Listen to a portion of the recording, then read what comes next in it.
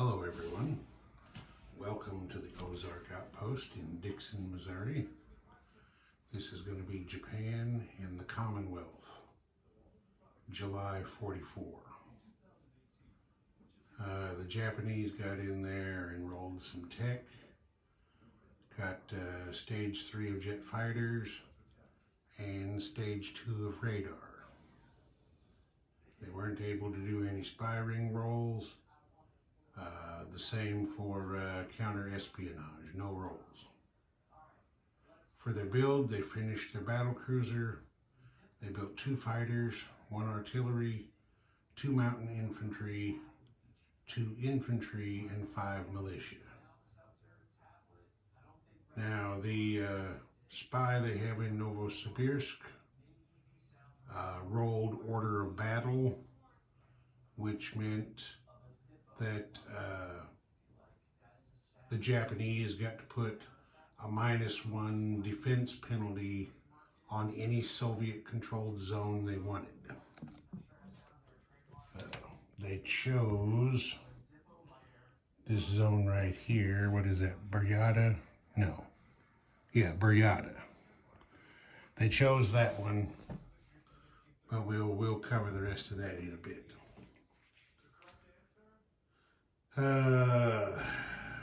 Their spy in the United States stole some research material which allowed them to complete jet fighter technology.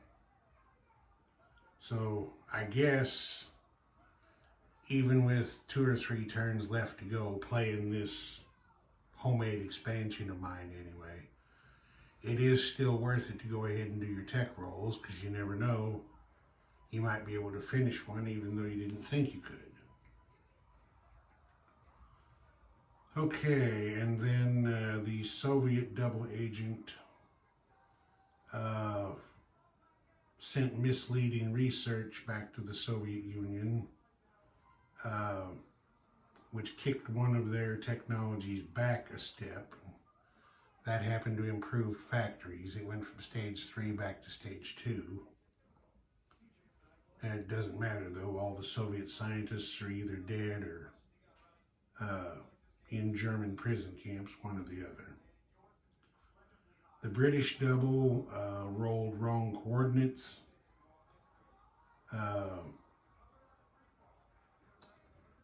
And the Japanese chose the wrong zone. So that actually didn't apply. All right, now to Japanese combat proper. Can we see down here? I think we can.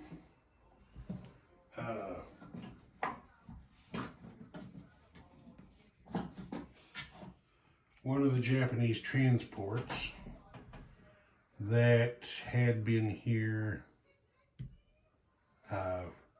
at the Philippines took the 2 infantry from the north end of the islands here and made an unopposed landing in Cochin, China, or Saigon, however you want to think about it. So they were able to take that territory away from the Free French without it costing anything. Destroyer, actually 2 destroyers that were here. I got to shift now. 2 destroyers that were here in the Sea of Japan picked up 2 infantry from Kyushu and went 2 spaces down here for an unopposed invasion and capture of the Marianas.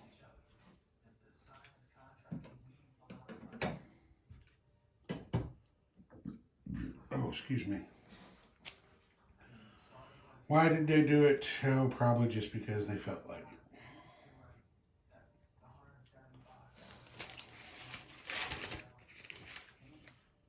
And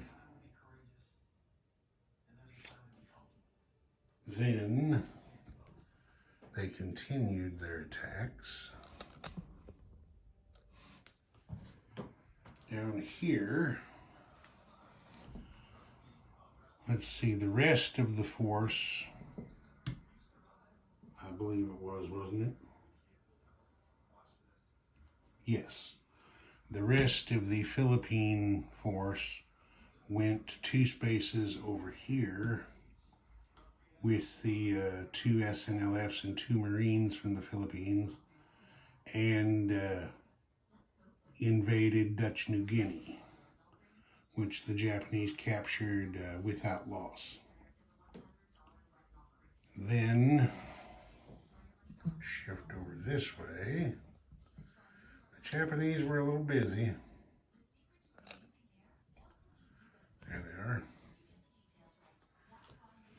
The forces from Borneo here went 1 space north and did an amphibious invasion of Malay, which they captured for the loss of a light cruiser.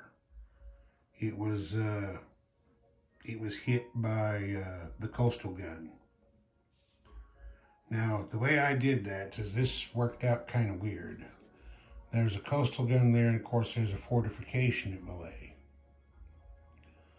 Well, the Japanese, let's see, 3 Japanese heavy cruisers. Yeah. 4 Japanese heavy cruisers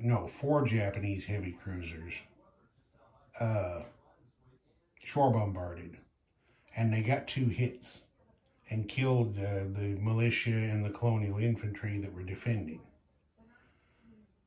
Of course, those are shore bombardment, those are first strike hits. So the defenders were immediately removed, but the fortification was still there.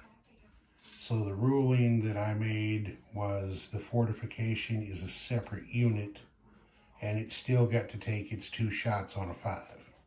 They missed, but I decided, as I said, the proper thing to do was to let the fortification have its 2 first strikes, since it is a separate unit. Okay, the main reason for doing that, of course, is grabbing Malay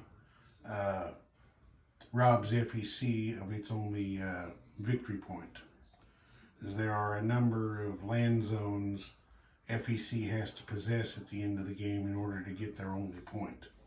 Malay happens to be one of them. Let's see here. Then the Japanese raided the Indian Ocean line again and hit it for the max 3 damage, taking some money away from FEC. Down there,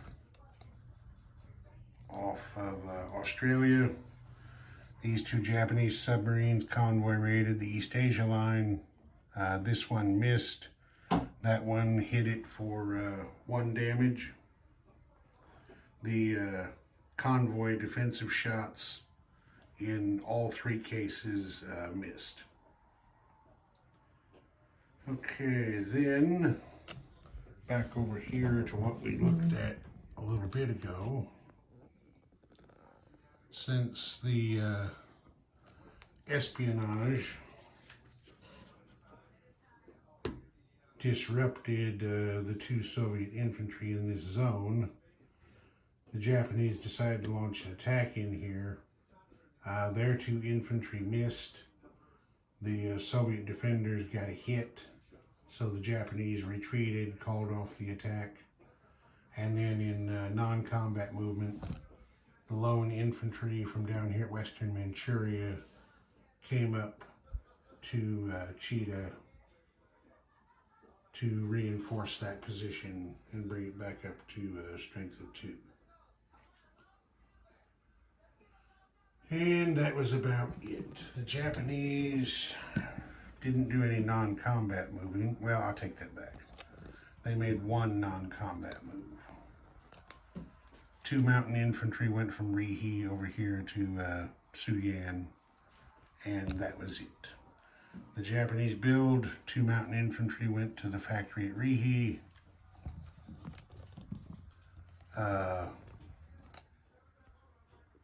The battle cruiser went here in the Sea of Japan.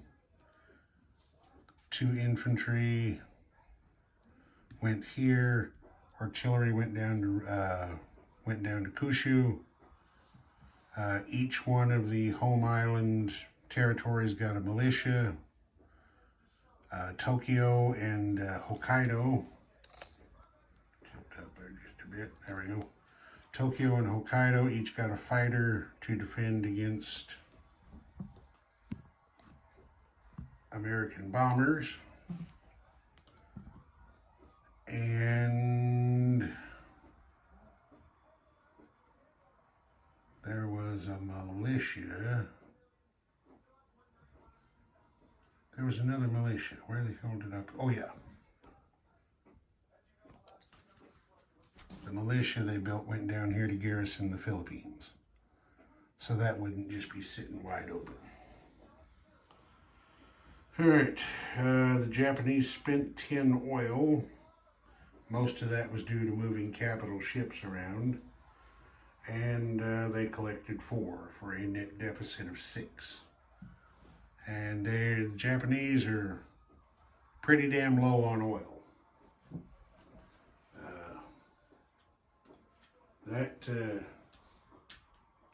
That may hurt them with just a couple of turns left to go. We'll have to see. The American fleet might be able to crank up and get something going because the Japanese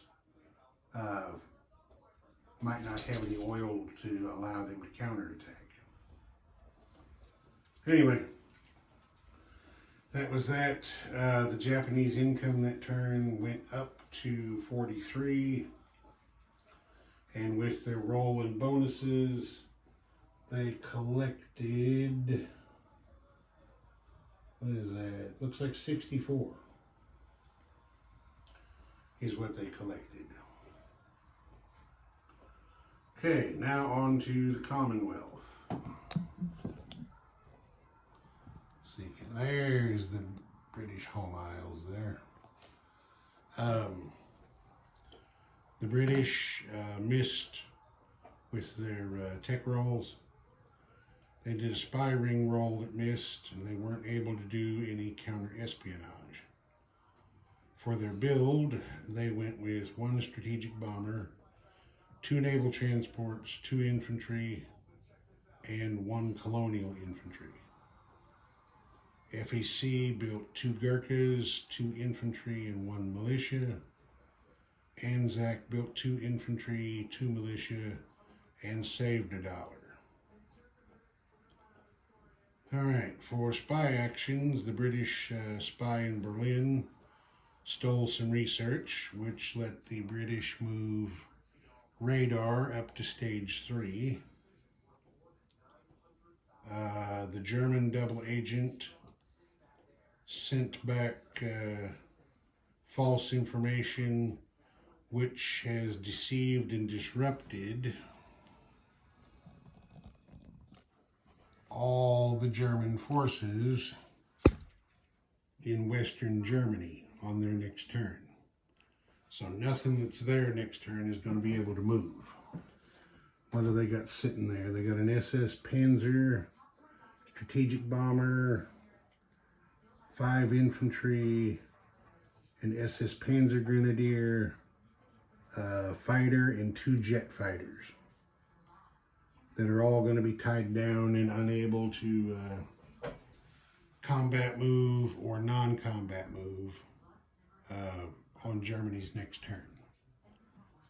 So looks like the Brits will get a little bit more respite from the Blitz, since that strategic bomber is going to be grounded next turn. Let's see.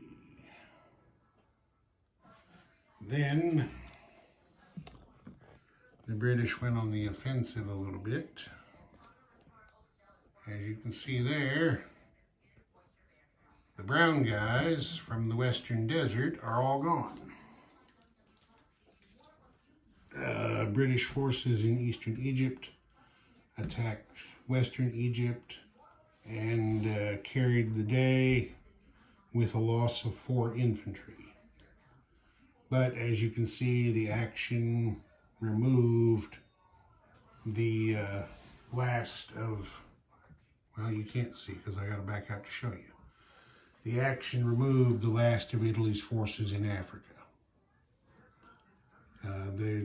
Italy still has 2 Marines sitting on Malta, but I'll have to look. I don't know if that needs to be recaptured for a victory point or not. Then we shift over to the Caribbean.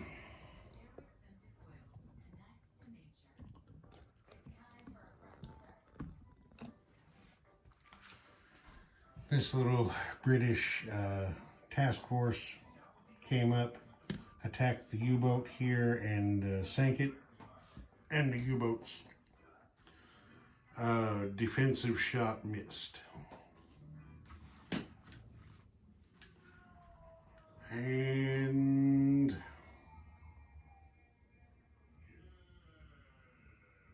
the only other thing was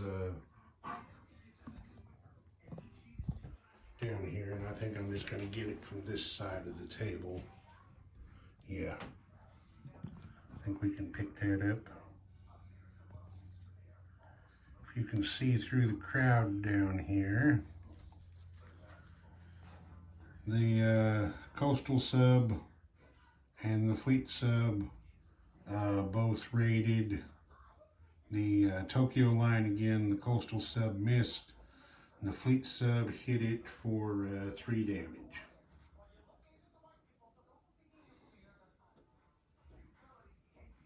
Which means, yeah, hit it for 3 damage.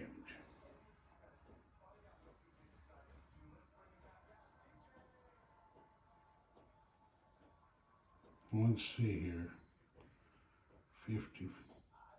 Okay, yeah, that's right. And that was it. There was a little bit of non-combat movement here.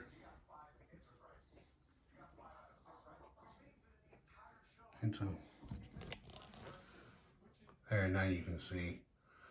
You see the line of Gurkhas with the red bases going down there to Siam. Well, they leapfrogged. 2 guys went from Burma down to Siam. 2 guys went from Bengal down to Burma.